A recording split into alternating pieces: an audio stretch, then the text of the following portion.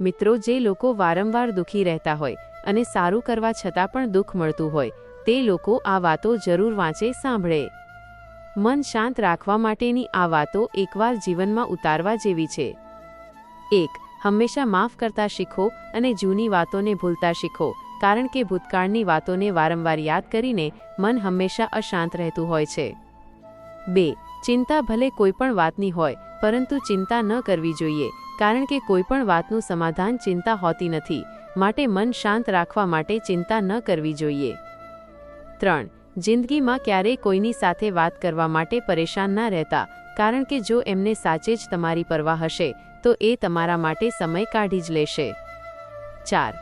ક્યારે કોઈ પર આંખ બંધ કરીને ભરોસો ના કરવો, કારણ કે આ દુનિયા એટલી બધી પણ સારી નથી કે તમારા ભરોસાને કાયમ રાખી શકે. 5. ખુશીઓનો કોઈ રસ્તો નથી, ખુશ રહેવું એ જ એકમાત્ર રસ્તો છે. 6. જો સાચું બોલવાની હિંમત હોય તો એકલા ચાલવાની પણ હિંમત હોવી જોઈએ. 7. જો નિયત સાફ અને હેતુ સારો હોય તો ભગવાન કોઈને કોઈ રૂપમાં તમારી મદદ જરૂર કરે છે. 8. દુનિયા એમના જ હાલ પૂછે છે જે ખુશ હોય, બાકી જે તકલીફમાં હોય એમના તો ફોન નંબર પણ ખોવાઈ જાય છે. જે લોકો તમારી બુરાઈ કરે છે તેમને કરવા દો, કારણ કે આવી નાની નાની હરકતો હંમેશા નાના માણસો જ કરતા હોય છે.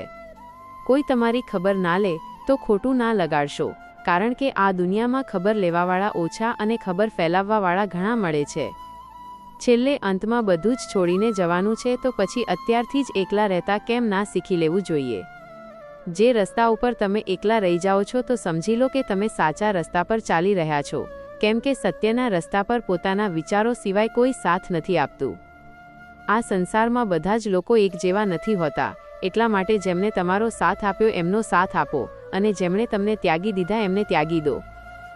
જીવનમાં વાણીનો સંયમ ખૂબ જ મહત્વનો છે, કારણ કે વાણીથી આપેલા ઘાવ ક્યારે ભરાતા નથી. જિંદગીમાં એક સમય એવો પણ આવે છે કે જ્યારે બધું જ ઠીક હોવા છતાં પણ આપણે મુસ્કુરાઈ નથી શકતા. તમારી નજર હંમેશા એ વસ્તુ પર રાખો જેને તમે મેળવવા માંગો છો, એ વસ્તુ ઉપર નહીં જેને તમે ખોઈ ચૂક્યા છો. કોશિશ બસ એટલી જ છે કે કોઈ અમારાથી નારાજ ના થાય, બાકી નજર અંદાજ કરવાવાળાથી તો અમે પણ નજર નથી મિલાવતા. પરિવર્તન પ્રકૃતિનો નિયમ છે, એટલા માટે જે પાછળ છૂટી ગયું તેનો શોખ ના કરવો. મૌન સૌથી સારો શબ્દ છે એ વ્યક્તિ માટે જે તમારા શબ્દોની કિંમત નથી સમજતા. સમય જો આજે ખરાબ ચાલી રહ્યો છે તો કાલે સારો જરૂર આવશે, બસ હિંમત રાખો. મુશ્કેલીઓ તો દરેક માણસના જીવનમાં આવે છે, બસ ફરક એટલો છે કે કોઈ મુશ્કેલીઓના કારણે નીકળી જાય છે તો કોઈ મુશ્કેલીઓના કારણે વિખેરાઈ જાય છે. જેવી રીતે બીજને માટીમાં ગમે તેવું દબાવો તેમ છતાં તે ઉગી નીકળે છે, એવી જ રીતે મહેનતુ માણસને ગમે એટલો દબાવો તેમ છતાં તે આગળ વધે જ છે. શરૂઆત કરવા માટે તમારે મહાન બનવાની જરૂર નથી, પરંતુ મહાન બનવા માટે તમારે શરૂઆત કરવી જરૂરી છે. સમસ્યા જોઈને જીવનમાં હાર ના માનો, શું ખબર એ જ સમસ્યામાં તમારી કંઈક મોટી શરૂઆત છુપાયેલી હોય. સુખ દુઃખનું આવવું જવું, ઠંડી ગરમી આવે ને જાય, એવી રીતનું છે, એટલે તેને સહન કરવું જ ઉત્તમ છે. પોતાને મજબૂત કરવાની ત્યારે મજા આવે છે જ્યારે આખી દુનિયા તમને કમજોર કરવા તૈયાર બેઠી હોય.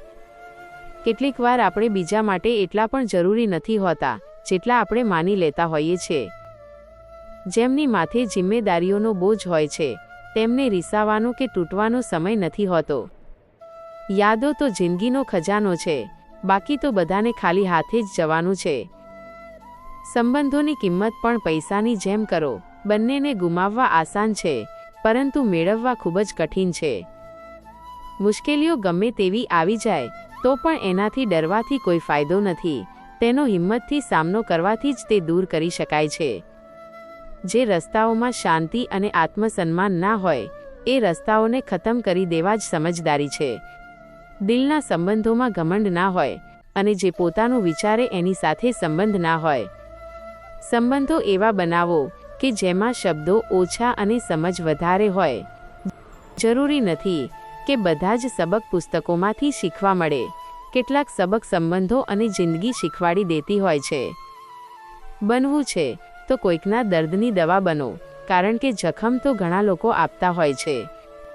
સંબંધોનું મહત્વ એ જ સમજે છે જે તેને નિભાવવાનું જાણે છે. એટલા પણ ના બદલાતા કે લોકો તમને પહેલાં જેવા જોવા માટે તરસે. વધારે વાતો કરવાવાળા કંઈ નથી કરી શકતા અને કંઈક કરી બતાવવાવાળા વધારે વાતો કરવામાં માનતા નથી. કોઈ પણ માણસ અહીંયા હંમેશા માટે સાથ આપવાવાળું નથી હોતું. જો જિંદગીમાં આગળ વધવા માંગો છો તો એકલા ચાલતા શીખી લો.